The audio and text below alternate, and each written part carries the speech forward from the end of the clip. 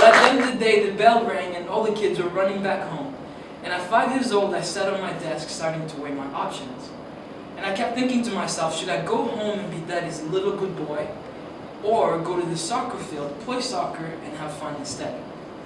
And at 5 years old, I made a choice that I'm sure a lot of people would have made in this room.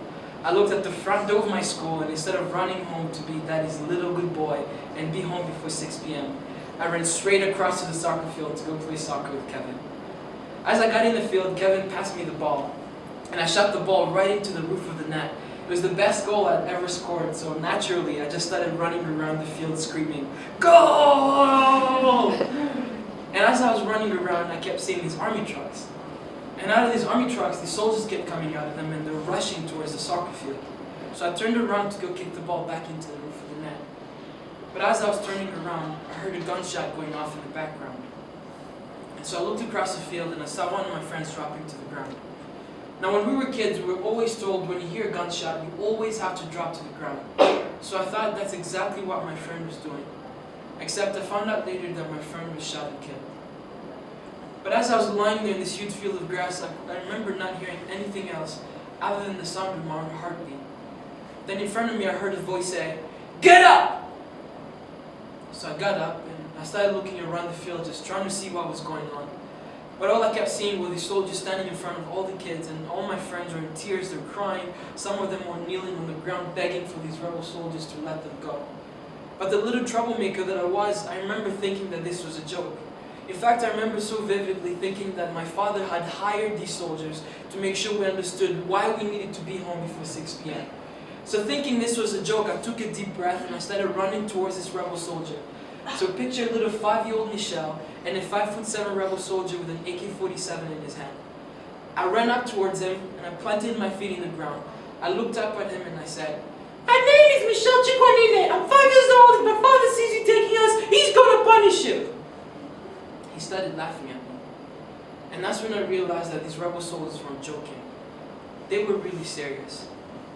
They grabbed all the kids and they threw us into one of the trucks and they started driving away. And I remember during that bumpy ride feeling so terrified because I couldn't see Kevin.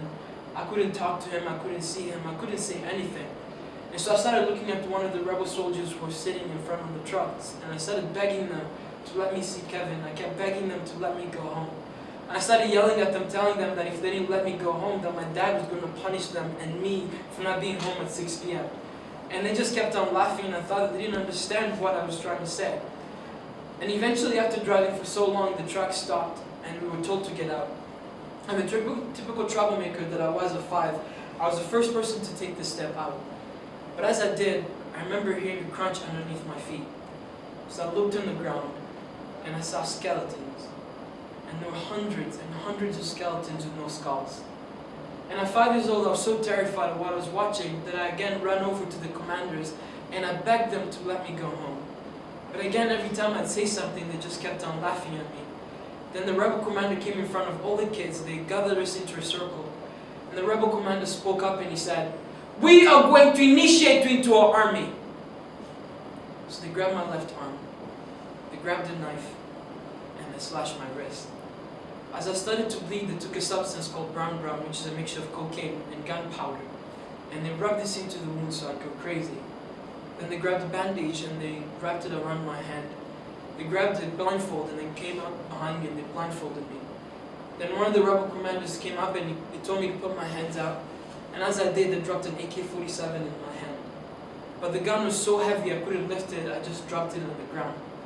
Then the same rebel soldier came behind me, he picked up the gun, he grabbed my finger, he put it on the trigger, and he started yelling at me, "Shoot! Shoot!" So I pulled the trigger. My hand shook and I dropped the gun on the ground. The same rebel soldier came behind me and he took off the blindfold. And as I looked at my right hand, it was still shaking and there was blood dripping from it.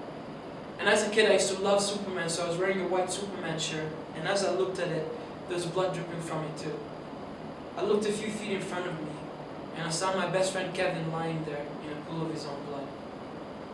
At 5 years old, I was forced to kill my best friend as a way of being initiated into an army.